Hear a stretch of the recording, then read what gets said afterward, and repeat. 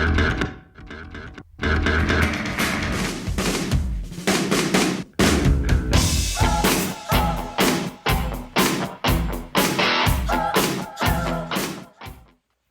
everybody, welcome to my channel. My name is Edwin and I am the Pretty Green Vinyl Guy. So if you haven't been to my channel before, I talk about vinyl, music rooms, nerdy music stuff, all that kind of carry on. And I'm coming at you with a video today. I thought I would do a video on my favorite OG pressings. So these are pressings from the country of origin. I believe they're all the first press. I might be, one or two pressings out, but from my research, I believe that these are the first original pressings. So these are some of my favorite albums, and that's why I've sourced them out in the OG form.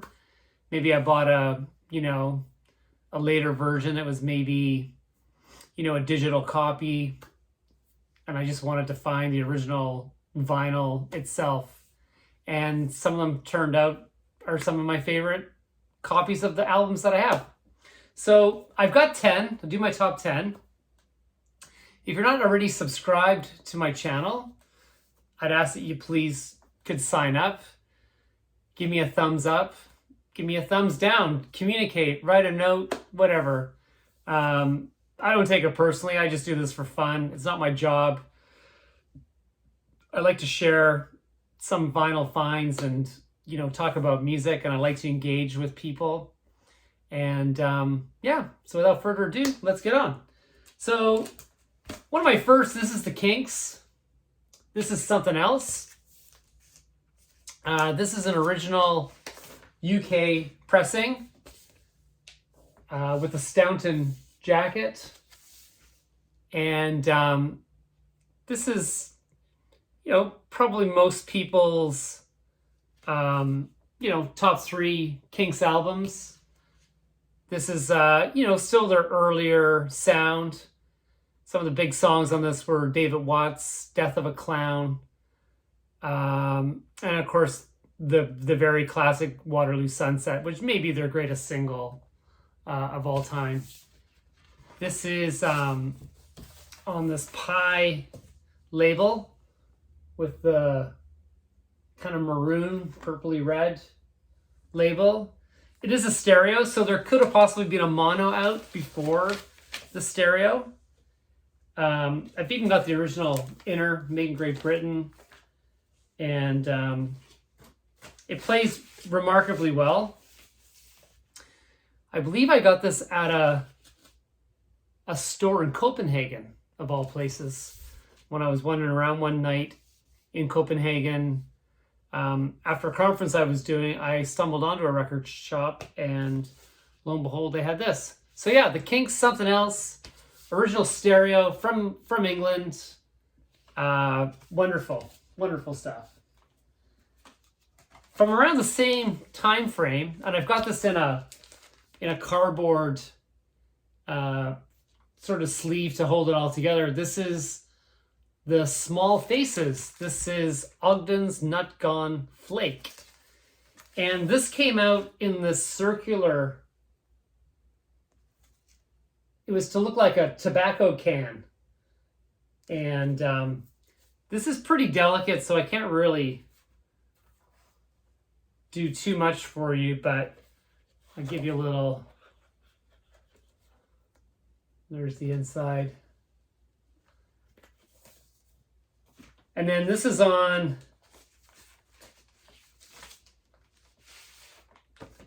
the immediate label. And this is kind of a concept album, if you like. I believe the only single on this was Lazy Sunday. I love the Ogden's Nut Gone Flake intro. It's kind of this very mod R&B instrumental. Small Faces, London band, led by Steve Marriott, Ronnie Lane, and they were a powerhouse for their brief period that they had. Of course, the group would famously go on to hire Rod Stewart and become just the Faces. And then, of course, that would morph into Rod Stewart and Jeff Beck and the Jeff Beck group and Rod Stewart solo and blah, blah, blah, blah. But yeah, fantastic album. Super happy to have it. I believe I got this in London. I think I got it at a stall in a market. I can't remember where the market was, but yeah, that's where this came about. So the Small Faces, Ogden's Nut Gone Flake. Next up we have the Rolling Stones' Aftermath, which would be one of my favorite of their earlier albums. This has the glossy cover. This is on Decca. Again, printed in London. This is the stereo. So again, perhaps there was a mono earlier. This is on the Decca blue label. Probably would have been a red label in the mono version. There's two versions of Aftermath because, like the Beatles, the Stones were doing UK releases and then US releases. And the song listings are a little different. The big songs on this would be Mother's Little Helper, Under My Thumb, Lady Jane. I guess those are the big numbers. But yeah, Rolling Stones Aftermath, original UK pressing on Decca. Just a beautifully preserved cover, by the way. Just timelessly classic. Much better cover than the UK Aftermath. And sticking with the British theme, this is the John Mayall's Blues Breakers. This features, of course, John Mayall and a very young Eric Clapton. Sometimes referred to as the Beano cover. The Beano was a UK kids comic book. This is also on Decca. Again, also with the very shiny album cover. And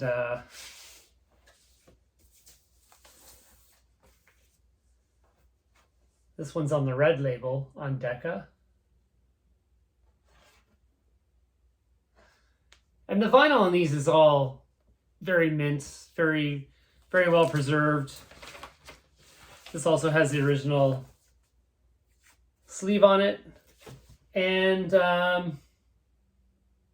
this is the mono. So this is the red Decca label as compared to Aftermath that had the blue being stereo, the red being mono. So that would be, and like I said, the monos usually came out first. So that absolutely is the original of that. And then sticking with the UK, but jumping forward into the 70s, this is my OG of Queen: A Night at the Opera. Now I do have the Queen that just got re-released last year, the one that would be in the new box set, the remastered. And this does sound, it just sounds different. I'm not going to say it sounds better, but it does sound fantastic. You can see this is in beautiful condition. It's all white. There's no ring wear. It's got the embossed label at the front. And this is on EMI, made and printed in Great Britain, Middlesex, Trident Audio Productions. Just a great album. For me, this is where Queen really took off musically. And, you know, the label with the Queen logo on it. And, yeah, like obviously Queen had great singles up to this point, but this is, to me, their first, like, perfect album. And it is more or less perfect. And for those that aren't familiar with this album, of course, you're talking about You're My Best Friend, of course, Bohemian Rhapsody. And my favorite, The Prophet Song, is first track on side 2. Fantastic stuff. Queen Night at the Opera. I believe I got that in London as well. This is a band, this next one, this is a band that never really took off. They're called Fickle Pickle. And they were a British band, but they couldn't get signed to a British label, so a Dutch label produced, I'm not even sure if this is their one and only, but this is on Explosion Records. And I actually got this in Amsterdam. And Fickle Pickle sound very Beatles. Very Beatles from the kind of Revolver era. And I forget where these guys were from in the UK, but this is on Explosion Records, a division of Action Records, pressed in the Netherlands. And yeah, you could probably find these guys on YouTube, Fickle Pickle. They did have in the UK a record store day pressing of this album, because I think this was a one-off press. I don't think this was ever released anywhere else or at any other time. So if you can get, you know, obviously an original of this, it's a good one. Yeah, Fickle Pickle, very good. And what makes these great is you can really, you know, whether it's the balance or the individual mastering, the quality of the mastering, just how certain instruments sound, you know, that's what does it for me. So we crossed the pond here, and this is Jake Holmes. This is a U.S. pressing, The Above Ground Sound of Jake Holmes. Now, if you don't know Jake Holmes, he was a performer, obviously from the U.S., but he's famous for penning the song Dazed and Confused, made famous, of course, by Led Zeppelin. One of those controversial songs that, you know, they say that was stolen for that first Led Zeppelin album in '69. So this predates that. This is an original U.S. mono recording. It's in near mint condition. This is on Tower Records. And I like the selling point of this album is the album that is a songwriter and 3 guitars and a mirror. So Jake Holmes. And when you hear the version, like the original version of Dazed and Confused, it sounds just great. And that's on that orange Tower label. Don't have the original inner. That's obviously a MoFi sleeve. I don't think it's in here. No. But again, this is the sound of the guitars on this and his voice, earth-shattering. Very, very cool. Again, check it out on YouTube. Look up Jake Holmes, Dazed and Confused. We're going to another country now. We're going down to South Africa. This is Rodriguez. This is Cold Fact. Rodriguez, of course, was that mysterious singer that disappeared and had a reinvention with the Netflix documentary Searching for Sugar Man, which if you haven't seen is absolutely fantastic. I actually just watched it over the holidays. I just kind of was scanning through and ended up rewatching it again. And yeah, he was a folk singer from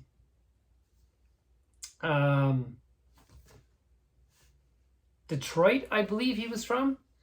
But he became huge in South Africa, unbeknownst to him, because of course there was no internet, there was no communication to know unless you went to South Africa or someone came back and said something.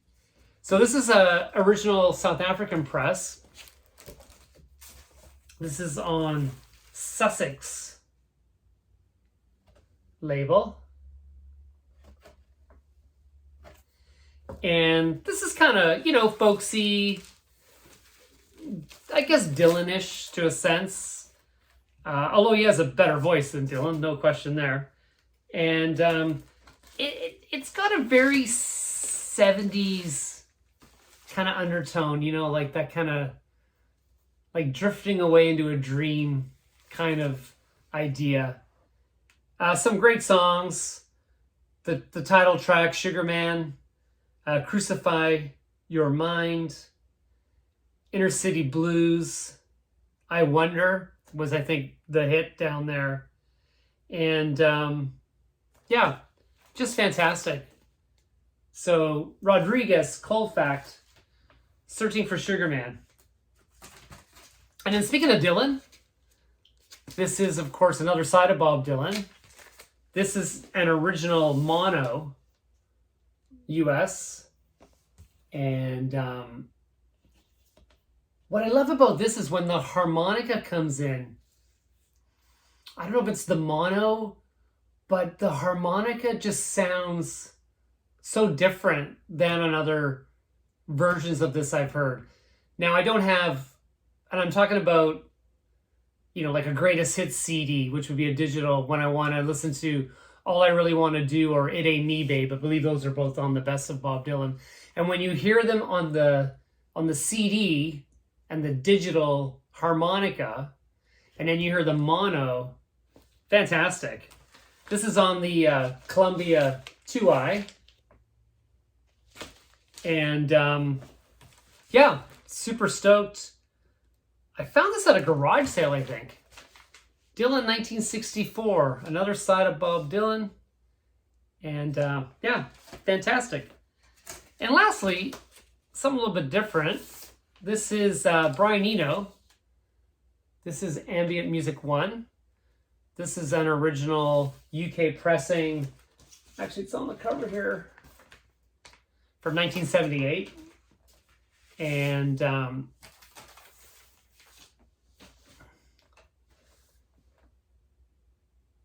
it's on this kind of custom Eno label. It's actually on Polydor.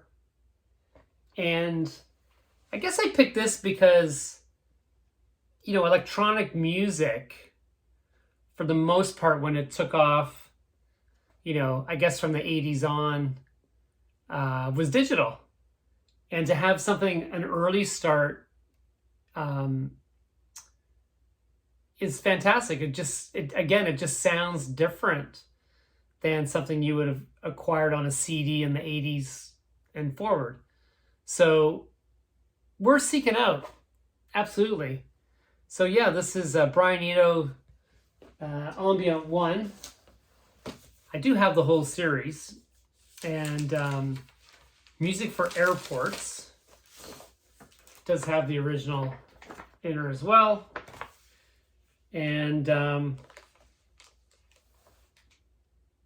yeah, September 78. So yeah, there's 10 OG pressings from my collection that I think are a little special, a little bit different. You know, to get a definitive OG pressing from the country of origin just makes such a sound difference. And I think anytime you can get an album that that is pressed from where the artist is from, it's going to sound that much different, because that's where the master tape was first pressed. And of course, a copy of those tapes would have been sent, you know, to Canada for a Canadian pressing, to America for an American pressing, so on and so forth. So that's my top 10 from my collection. If you have any comments you want to add, or, you know, pick up on something or whatever, feel free. Otherwise, good to see everybody, and enjoy your day, everyone. Take care. We'll see you soon.